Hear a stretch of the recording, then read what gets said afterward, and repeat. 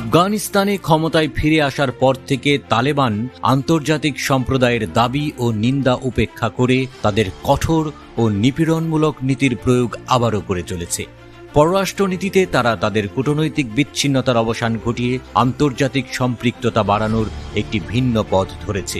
ওই পথে তারা সাফল্যও পাচ্ছে। এর আগে 1996 থেকে 2001 সাল পর্যন্ত তালেবান শরিয়া আইনের কঠোর ব্যাখ্যা আরোপ করে আফগানিস্তান শাসন করেছিল। তখন শুধুমাত্র পাকিস্তান, সৌদি আরব এবং সংযুক্ত আরব আমিরাত তালেবানকে স্বীকৃতি দিয়েছিল। 2001 সালে মার্কিন আগ্রাসনের মাধ্যমে তাদেরকে ক্ষমতা থেকে উৎখাত করা হয়, কিন্তু তারা আবারও সংগঠিত হয়ে মার্কিন সমর্থিত সরকার এবং মার্কিন নেতৃত্বাধীন জোট বাহিনীর বিরুদ্ধে 2 দশক ধরে বিদ্রোহ করে। অবশেষে 2020 সালে মার্কিন যুক্তরাষ্ট্র এবং তালেবানের মধ্যে দোহা অ্যাকর্ড হয়েছিল। আফগানিস্তান থেকে মার্কিনীদের প্রত্যাহারের শুরু তখনই।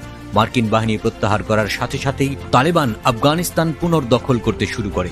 2021 সালের আগস্টে তারা রাজধানী কাবুলের নিয়ন্ত্রণ নেয়। বাকি পৃথিবীকে তালেবান বারবার আশ্বস্ত করেছিল যে তাদের এবারের শাসনামলে পরিস্থিতি ভিন্ন হবে, কিন্তু তারা কথা রাখেনি, বরং আগের মতোই দেশ শাসন করছে।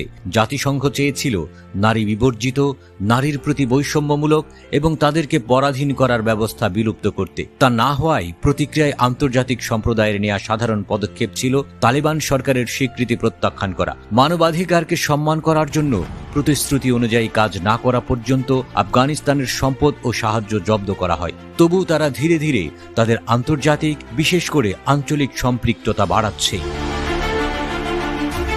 এখন তালিবানের সঙ্গে জড়ানোর ক্ষেত্রে মধ্য এশিয়ার দেশগুলোর কাছে নিরাপত্তায় সম্ভবত সর্বোচ্চ অগ্রাধিকার। বিদ্রোহী থেকে সরকারে রূপান্তরিত হওয়ার পর গোষ্ঠীটি এখন সহিংস চরমপন্থী বিদ্রোহী ইমেজের উল্টো দিকে চলে গেছে। তালিবান শাসনের বিরুদ্ধে লড়াই করছে ইসলামিক স্টেট খোরাসান। আফগানিস্তান জুড়ে আইএসকে হামলা চালিয়েছে। তারা তালিবানের বিরুদ্ধে লড়াই করছে। আইএসকে এখন একটি উল্লেখযোগ্য এবং ক্রমবর্ধমান আন্তর্জাতিক হুমকি। তারা জানুয়ারিতে ইরানে বোমা হামলার সাথে যুক্ত ছিল। ওই ঘটনা 100-রও বেশি মানুষ হত্যা করেছিল। একটি প্রতিবেদন থেকে জানা গেছে, যুক্তরাষ্ট্র নিরাপত্তা উদ্বেগের বিষয়ে তথ্য তালেবানের সাথে বিনিময় করার কথা ভাবছে। চীন প্রথম দেশ হিসেবে তালেবানের সাথে সহযোগিতামূলক সম্পর্কে যেতে চায়। বিচ্ছিন্নতাবাদী পূর্ব তুর্কিস্তান ইসলামিক আন্দোলনকে মোকাবেলা করতে স্থিতিশীল তালেবান নেতৃত্বকে আফগানিস্তানে দরকার। কাজাখস্তান এবং সংযুক্ত আরব আমিরাতের মতো দেশগুলো তালেবানের সাথে কূটনৈতিক সম্পর্ক বাড়াচ্ছে।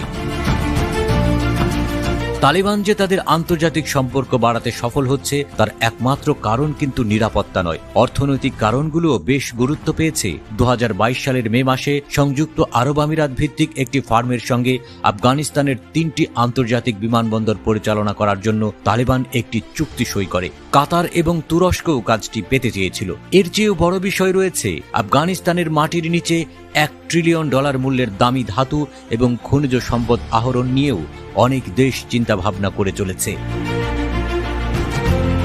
এই বছরের জানুয়ারিতে তালেবান সরকার তার প্রথম বড় গণপণ্য উত্তোলন চুক্তিতে সই করে। আফগানিস্তানের উত্তরাঞ্চল থেকে তেল উত্তোলনের জন্য একটি চীনা কোম্পানির সাথে 25 বছরের চুক্তি হয়েছে। চীনের ক্রমবর্ধমান ইলেকট্রিক ভেহিকেল ইন্ডাস্ট্রিতেও আফগানিস্তানের অবদান যুক্ত হচ্ছে। আরেক চীনা কোম্পানি দেশটির লিথিয়াম ডিপোজিট উত্তোলনের জন্য $10 বিলিয়ন বিনিয়োগের প্রস্তাব দিয়েছে বলে জানা গেছে। গত মাসে উজবেকিস্তানের সাথে $2.5 বিলিয়ন মূল্যের একটি বাণিজ্য ও বিনিয়োগ চুক্তি চূড়ান্ত করেছে তালেবান। অর্থাৎ স্পষ্টতই কিছু দেশ তালেবানের সাথে যুক্ত হওয়াকে একটি বাস্তববাদী পদক্ষেপ হিসেবে দেখছে। এখানে নিরাপত্তা ইস্যু আছে, অর্থনৈতিক সুযোগও।